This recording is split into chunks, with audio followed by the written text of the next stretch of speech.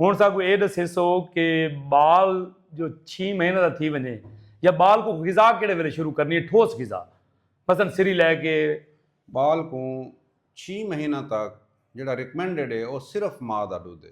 ਅਸਾਂ ਕੋ exclusive breast feeding ਆਦੇ हैं कि माँ का दूध 6 महीना तक हर चीज़ बाल को देंदा है। पानी भी नहीं पिलाना डॉक्टर साहब? नहीं, माँ के दुध दे विच 87% मतलब 87% पानी होंदा है।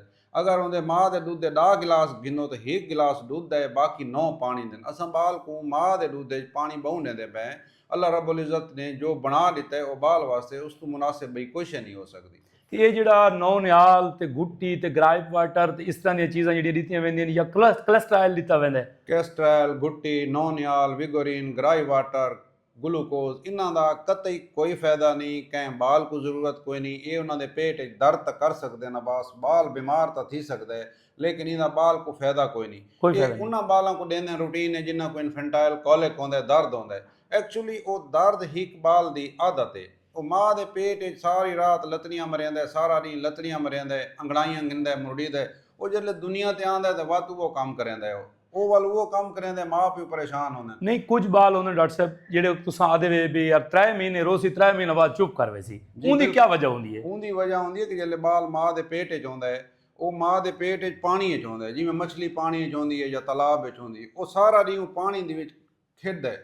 माँ सारा दिन उठदी है, बांधी है, उठदी है, बांधी है, वो झूले मिलते हैं। डी को समझदा है। सही है। रात को जिसले माँ सम वेंदी है, वो पानी दे अंदर उनके झूले खत्म थी वेंदे हैं। बाल वात उनदे विच लतड़ियां मरियांदा है, खिरड़ियां मरियांदा है, सज्जे खब्बे वेंदा है।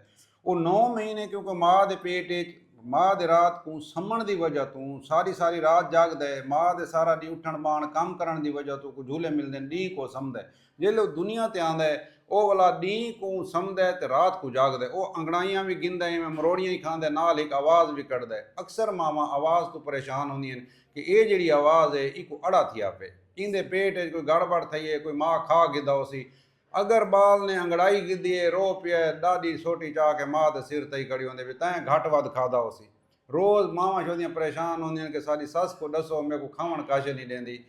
ससां मावां वास्ते ये रिक्वेस्ट है कि जैं माई दा जैं बेटी दा बाल है वो खीर पिलांदी पई है, उसको पहले तू ज़्यादा खुराक दो।